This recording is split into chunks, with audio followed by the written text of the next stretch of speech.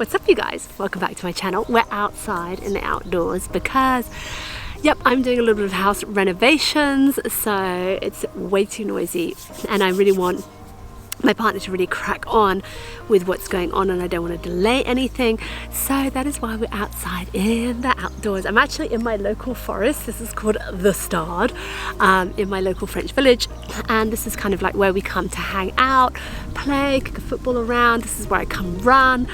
This is where we kind of bring the bikes and just get outdoors, and yeah, it's kind of like a really great place for me to just, you know, get a little bit of contact with nature, and it really helps elevate my spirits. So I tend to try and come here at least 3 times a week, and it's really good for my mental well-being. Relapse versus remission. Now this is something that I really wanted to talk to you guys about. I'm really excited to discuss this topic with you because it's something that I hear an awful lot on social media. Last week I didn't make a video because we were in the midst of breaking down walls and creating dust and terrible noise, and I really wasn't in a very good place to make a video. So this week I really wanted to give you guys some good juicy info that you can take away with, apply, and give you all that motivation to get your skin healed and to get back on track with your process and your healing journey.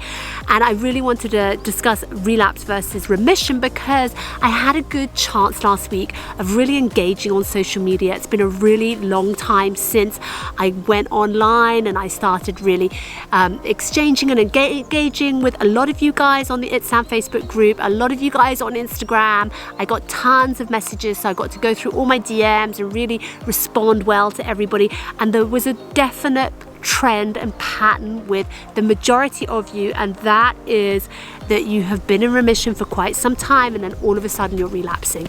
And I was really starting to see a very clear trend with a lot of you who have about the 1 to 2 year mark with your topical steroid withdrawal, and you've been in remission, say, for about 6 months or 6 to 8 months, and then all of a sudden you're flaring again and you're relapsing, and what is causing this? So this is the topic I really want to discuss to you today. I'm sorry I've got my sunglasses on. I will take them off if this is better for you guys, but the wind is really quite blowy here and I'm in a lot of sunshine, so I might be squinting.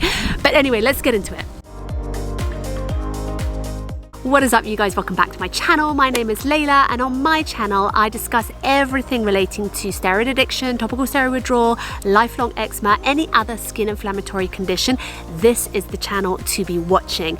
Go ahead and give me a big thumbs up for this video if you get some value out of it. Consider subscribing so that you don't miss any of my next up and coming videos, and delve into the wealth of content that I've made for you guys, sharing all the tips and tricks as to how I healed my lifelong eczema and topical steroid withdrawal, for which I've been healed now for a full 2 years.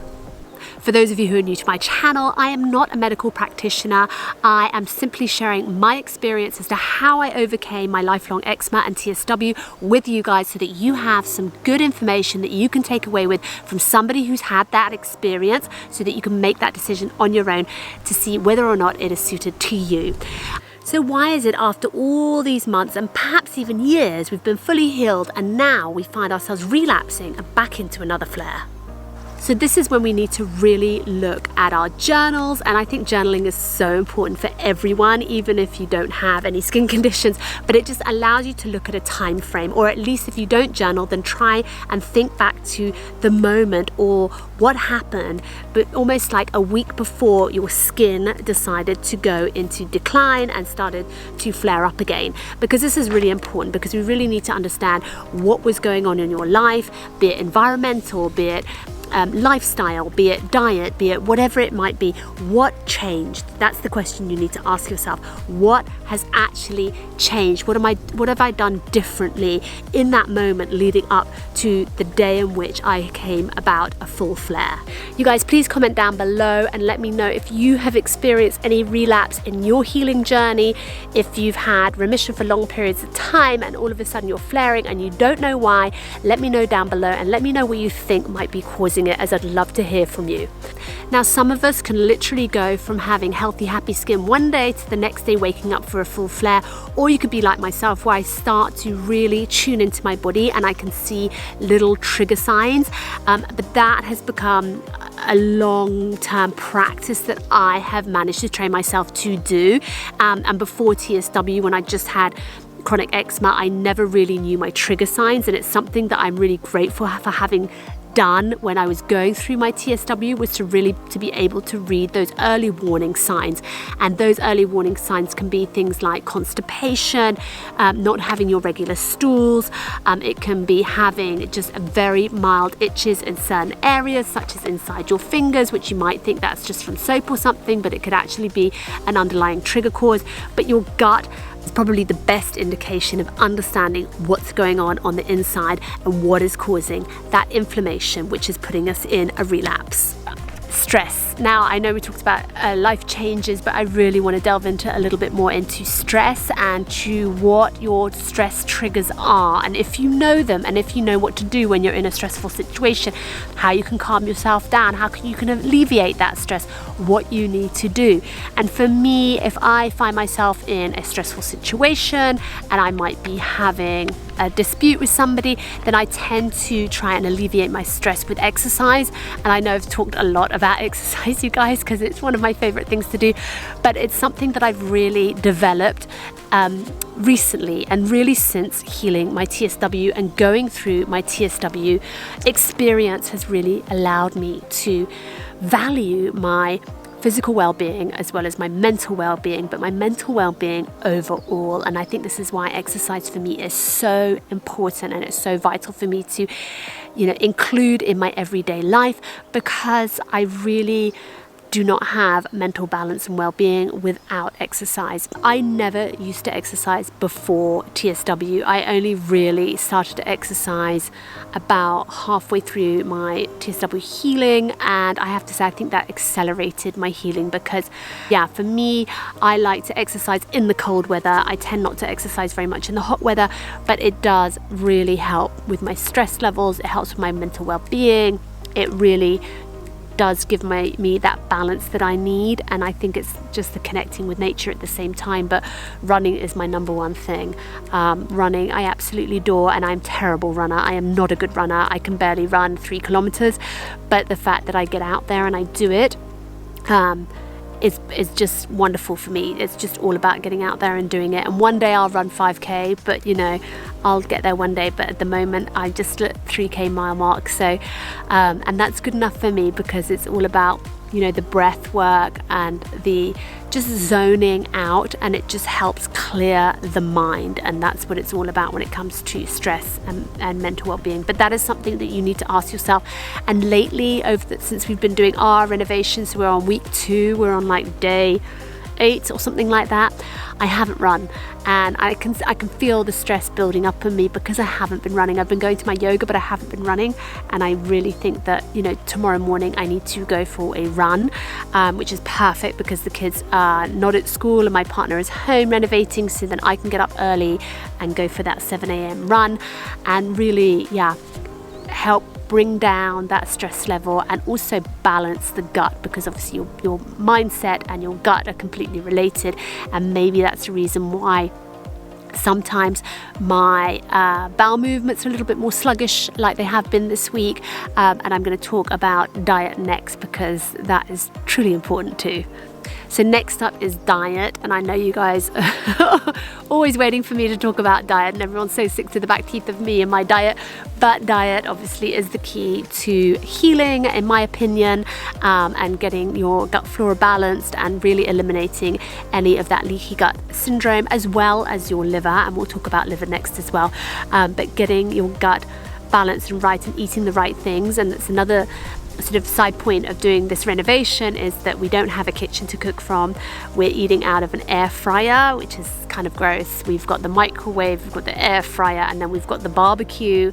None of my favorite means of cooking. I've got no oven and I've got no hob, so for that reason, or hot plate as you might call it in the US, but for that reason I can tell my digestive system is definitely slowing down. I wouldn't say I was constipated, but I'm not my normal regular self, and for that reason I think I am soon to get quite a bit of dryness. As you can see around here, I'm starting to struggle quite a bit here and here, so I know I need to hit it hard with my leafy greens and start juicing again and all of that.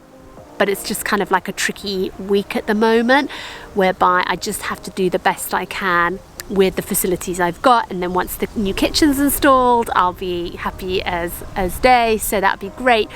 But you know, consider maybe the reason why you're relapsing or having a flare is because you've gone off track with your routine and you've gone off track with your routinely diet.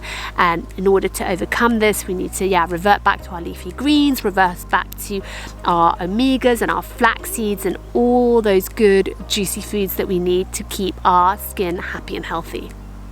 So next up is liver issues, and liver really comes down to kind of like burning the candle at both ends. So if you're one of those people who kind of like work hard, play hard types, then you know that things like alcohol can play a huge effect on your liver, and you may need to consider just detoxing from the alcohol, or it could be nicotine and cigarettes. So you need to consider, you know, what you're doing recreationally. You might have been to a party recently or several parties recently, or you've had to go to work events, social events that have just triggered a bit of strain on your liver, which might have caused a flare in that direction. And don't forget, it can be a multitude of these aspects and these points that I'm making. So just consider that it could be, you know, maybe you drank too much one evening, or maybe, you know, you've had too much fatty food lately, which I think I have been you know, guilty of in the last week or so. We've definitely been eating out of an air fryer, and I know they say air fryers are supposed to be, you know, healthier than normal fryers, but in my opinion, it's still a fryer. So I don't always want to be doing that, and it's certainly not a practice that I do in my regular routine when I have a kitchen.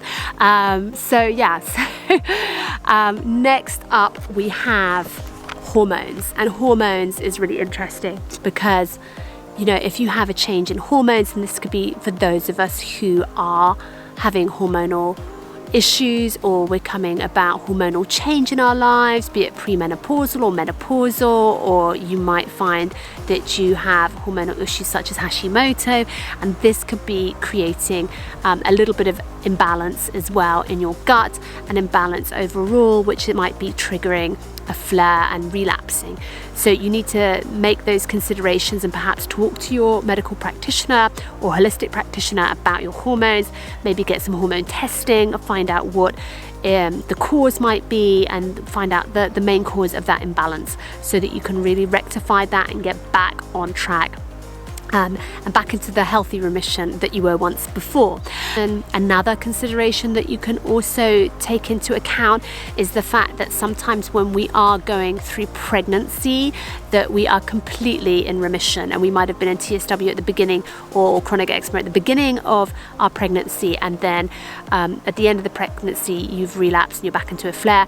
And this could just be what they call a temporary remission, because obviously you've had that hormonal change going on, and that is what's actually triggered that remission. So you think about, you know, it's not just the fact that you are healed and you're going into a relapse and a flare, but the fact that you're actually in the TSW moment and you're just in a period of time of remission because you're going through that hormonal change.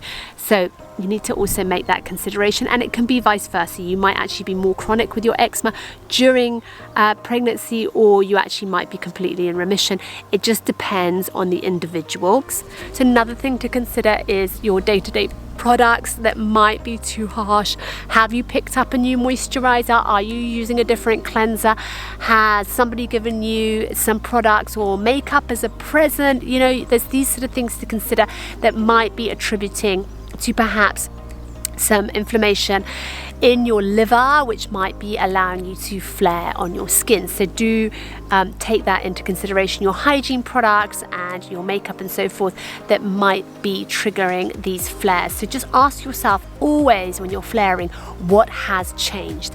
why am I relapsing? Why is it, especially when you've had long periods of remission and you've been fully healed for long periods of time, even if it's like you're on the road to healing and you've been going in the right direction for several months, it might just be 2 to 3 months, and all of a sudden you've flared. What has caused that flare? And really delve down into what has changed in your routine, what has changed in your day-to-day, and how is it you can get back on track, because you was obviously doing something right to begin with, which is why you were on that path to healing, and something has happened and something has triggered you in order for you to relapse into that condition. That is it from me, you guys. I really hope you enjoyed this video. Don't forget to give me a thumbs up if you enjoyed it and got some value out of it, and do consider subscribing so that you can join my community and delve into a whole host of different videos that I've got on my channel for you guys, all made for you in order to heal and overcome your skin condition. And I'll see you guys in my next one. Bye for now. I'm going off home to check out my kitchen. I hope we've had some progress. My partner's taken down a bit more wall, and if you want to follow along with my renovation stories, then go ahead and check out me on Instagram, because it is all there on my day-to-day stories. See you then. Bye.